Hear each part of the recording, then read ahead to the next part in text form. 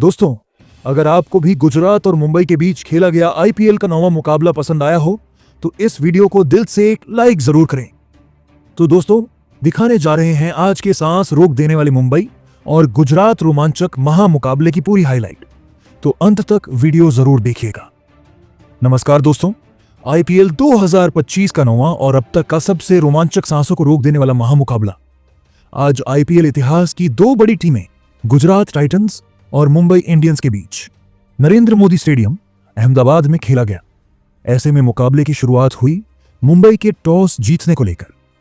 जी हां, आज के इस रोंगटे खड़े कर देने वाले महामुकाबले में कप्तान हार्दिक पांड्या ने टॉस जीता और पहले गेंदबाजी करने का फैसला किया और विपक्षी टीम गुजरात को बल्लेबाजी के लिए आमंत्रित किया था।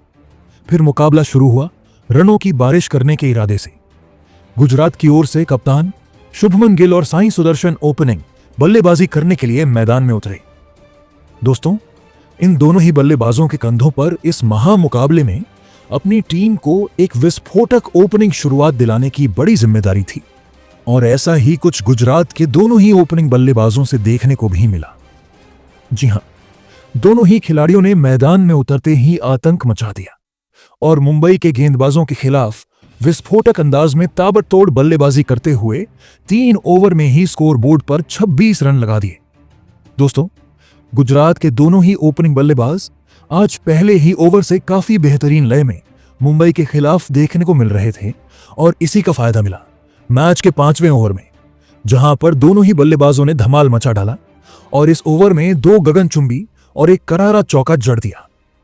वहीं दोस्तों, मैच का 6वां ओवर भी दोनों ही बल्लेबाजों ने गुजरात के हित में किया और इस ओवर में 2 चौकों की मदद से 20 रन बटोरते हुए पावर प्ले का 6 ओवर का खेल खत्म होने तक टीम को 66 रनों तक पहुंचा दिया। दोस्तों, बिना किसी विकेट गंवाए गुजरात की ओपनिंग जोड़ी ने आज टीम को पावर प्ले में एक ढाकट शुरुआत दिला दी थी, लेकिन अब मैदान में मौजूद शुभमन गिल और साई सुदर्शन के कंधों पर जिम्मेदारी थी कि पावर प्ले के बाद भी अपनी यही बल्लेबाजी जारी रखें और ताबड़तोड़ अंदाज में टीम का स्कोर आगे बढ़ाएं।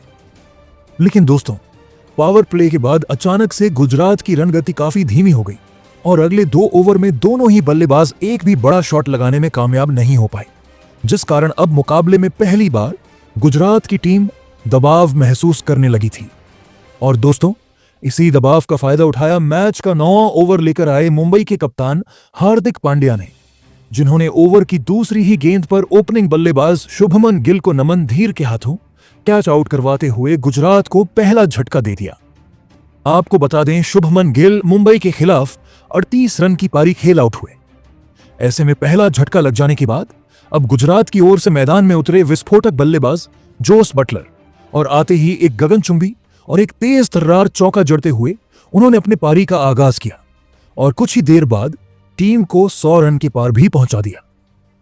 दोस्तों, बटलर के मैदान में उतरने के चलते अब एक बार फिर गुजरात तेज गति से आगे बढ़नी शुरू हो चुकी थी, क्योंकि बटलर हर खराब गेंद का बेहतरीन तरीके से समाचार लेते हुए समय समय पर बड़े शॉट जड़ रहे थे। लेकिन दोस्तों, दूसरी छोर से सेट बल्लेबाज साई सुदर्शन का बल्ला पावर प्ले के बाद मानो जैसे थम सा गया था। जी हां, क्योंकि इसके बाद 5 ओवर का खेल बीत चुका था, लेकिन साई सुदर्शन के बल्ले से अभी तक एक भी बड़ा शॉट नहीं देखने को मिल रहा था। लेकिन आखिरकार मैच के 13वें ओवर में साई सुदर्शन ने अपना हाथ खोला और एक तेज तर्रार चौका जड़ते हुए मुंबई के खिलाफ इस महत्वपूर्ण मुकाबले में अपना धमाकेदार 50 जड़ दिया और साथ ही बल्लेबाज जोस बटलर के साथ मिलकर चौथे विकेट के लिए 50 रनों की साझेदारी भी निभा डाली। दोस्तों, बेहतरीन तरीके से गुजरात की यह जोड़ी टीम का स्कोर आगे बढ़ाती जा रही थी, लेकिन तभी मैच का 14वां ओवर लेकर आए मुजीबुर रहमान ने अपना जादू बिखेर दिया और ओवर की 5वीं गेंद पर टीम के लिए खतरा साबित होते जा रहे जोस बटलर को विकेट कीपर के हाथों कैच आउट करवाते हुए गुजरात को इस मुकाबले का सबसे बड़ा झटका दे दिया। आपको बता दें, जोस बटलर 24 गेंद में 39 रन की पारी खेल आउट हुए। ऐसे में 2 बड़े बल्लेबाज पवेलियन लौट जाने के बाद अब मैदान में उतरे शाहरुख खान। भले ही आते ही शाहरुख खान ने एक गगनचुंबी चौका जड़ा, लेकिन दोस्तों, बेहतरीन शुरुआत मिलने के बावजूद वह अपनी पारी को ज्यादा वक्त तक आगे नहीं बढ़ा पाए और 16वां ओवर लेकर आए हार्दिक पांड्या की गेंद पर बड़ा शॉट खेलने के चक्कर में बाउंड्री पर कैच आउट होते हुए अपना विकेट गंवा बैठे। आपको बता दें, शाहरुख खान आज टीम के लिए मात्र 9 ही रन की पारी खेल पाए। दोस्तों, गुजरात के 3 ढाकड़ बल्लेबाज अब पवेलियन की राह पकड़ चुके थे। ऐसे में अब मैदान में उतरे घातक बल्लेबाज शर्फेन रदरफोर्ड। जरूरत थी रनों की बरसात करने की, क्योंकि अब महज अंतिम 4 ओवर का खेल बाकी था। और दोस्तों, ऐसी ही कुछ झलकियां दोनों ही बल्लेबाजों से मैच के 17वें ओवर में देखने को भी मिली, जहां पर दोनों ही बल्लेबाजों ने अपना असली रंग दिखाया और इस ओवर में 2 गगनचुंबी छक्के और एक करारा चौका जड़ दिया। वहीं अगले ओवर की पहली गेंद को भी शर्फेन रदरफोर्ड ने सीमा रेखा के पार पहुंचा दिया। दोस्तों, गुजरात की बल्लेबाजी इतनी विस्फोटक हो रही थी कि पवेलियन में बैठे शुभमन गिल भी अब तालियां बजाने को मजबूर हो चुके थे। लेकिन दोस्तों, शुभमन गिल अपनी इस खुशी को ज्यादा वक्त तक बरकरार नहीं रख सके और इसी ओवर की अंतिम गेंद पर गुजरात को एक बड़े झटके का सामना करना पड़ा। और इस बार मुंबई के गेंदबाजों का शिकार बने सेठ बल्लेबाज साईं सुदर्शन। आपको बता दें, साईं सुदर्शन 63 रन की पारी खेल आउट हुए। फिर मैदान में उतरे राहुल तेवतिया। लेकिन दोस्तों, वह आज एक बार फिर टीम के लिए कुछ खास प्रदर्शन नहीं कर पाए और अगले ही ओवर में तालमेल की कमी के चलते रन आउट होते हुए बिना खाता खोले पवेलियन चलते बने। वहीं दोस्तों, गुजरात का विकेट गिरने का सिलसिला यहीं नहीं रुका, बल्कि इसके अगले ही गेंद पर टीम के लिए बहुमूल्य पारी खेल रहे शर्फेन रदरफोर्ड भी अपना धैर्य खो बैठे और गेंद को सीमा रेखा के पार पहुंचाने के चक्कर में बाउंड्री पर कैच आउट होते हुए टीम को मझधार में छोड़ गए। आपको बता दें, शर्फेन रदरफोर्ड 18 रन की पारी खेल आउट हुए, जिस कारण अब लगने लगा गुजरात 200 रन तक भी पहुंचने में कामयाब नहीं हो पाएगी। लेकिन दोस्तों, अंतिम 2 ओवर में मैदान में मौजूद राशिद खान और कगिसो रबाड़ा ने ताबड़तोड़ बल्लेबाजी की और टीम का स्कोर 190 रनों के पार पहुंचा दिया। इस तरह यह महामुकाबला जीतने के लिए मुंबई के सामने 197 रनों का विशाल लक्ष्य खड़ा कर दिया। ऐसे में दोस्तों, इसके बाद गुजरात से मिले 197 रनों के लक्ष्य का पीछा करने मुंबई की ओर से हिटमैन रोहित शर्मा और रायन रिकेल्टन बल्लेबाजी करने के लिए मैदान में उतरे। दोस्तों, गुजरात ने दिया हुआ लक्ष्य बड़ा था। ऐसे में दोनों ही बल्लेबाजों पर ताबड़तोड़ शुरुआत दिलाने की बड़ी जिम्मेदारी थी। लेकिन दोस्तों, लक्ष्य का पीछा करते हुए इस महामुकाबले में मुंबई की शुरुआत काफी खराब रही। जी हां, भले ही पहले ओवर की दूसरी और तीसरी गेंद पर हिटमैन रोहित शर्मा के बल्ले से 2 बेहतरीन चौके देखने को मिले, लेकिन चौथी गेंद पर मोहम्मद सिराज ने धमाकेदार वापसी की और रोहित शर्मा को सीधा क्लीन बोल्ड कर दिया। आपको बता दें, रोहित शर्मा आज टीम के लिए मात्र 8 ही रन बना पाए। ऐसे में जल्दी ही पहला झटका लग जाने के बाद अब मैदान में उतरे तिलक वर्मा और आते ही उन्होंने दूसरा ओवर बुरी तरह फोड़ डाला और इस ओवर में 2 करारे चौके और एक गगनचुंबी छक्का जड़ते हुए पहले 3 ओवर में ही मुंबई को 30 रनों तक पहुंचा दिया। लेकिन दोस्तों, तिलक वर्मा के साथ दूसरी छोर पर खड़े ओपनिंग बल्लेबाज रायन रिकेल्टन ज्यादा वक्त तक उनका साथ नहीं निभा पाए और 5वें ओवर की तीसरी गेंद पर मोहम्मद सिराज के खिलाफ गेंद को सीमा रेखा के पार पहुंचाने के चक्कर में सीधा क्लीन बोल्ड होते हुए पवेलियन का रास्ता नाप लिए। आपको बता दें, रायन रिकेल्टन 6 रन की पारी खेलकर आउट हुए।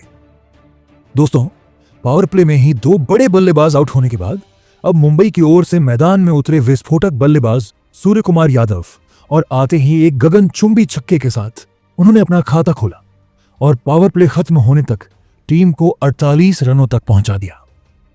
दोस्तों, रोहित शर्मा और रायन रिकेल्टन के पवेलियन लौट जाने के चलते पावर प्ले में ही मुंबई के बल्लेबाजों पर दबाव काफी बढ़ चुका था, लेकिन गुजरात ने जो लक्ष्य दिया था उसके करीब पहुंचना था।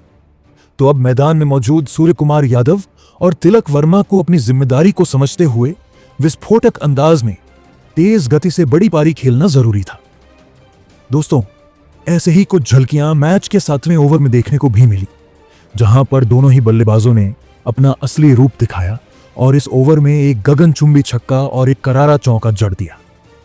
दोस्तों, मुंबई की रन गति अब एक बार फिर पटरी पर लौटती हुई नजर आ रही थी, क्योंकि अब खराब गेंद पर दोनों ही बल्लेबाज समय समय पर कभी चौका तो कभी छक्का बटोर रहे थे, जिस कारण काफी बेहतरीन तरीके से मुंबई अब आगे बढ़ती जा रही थी।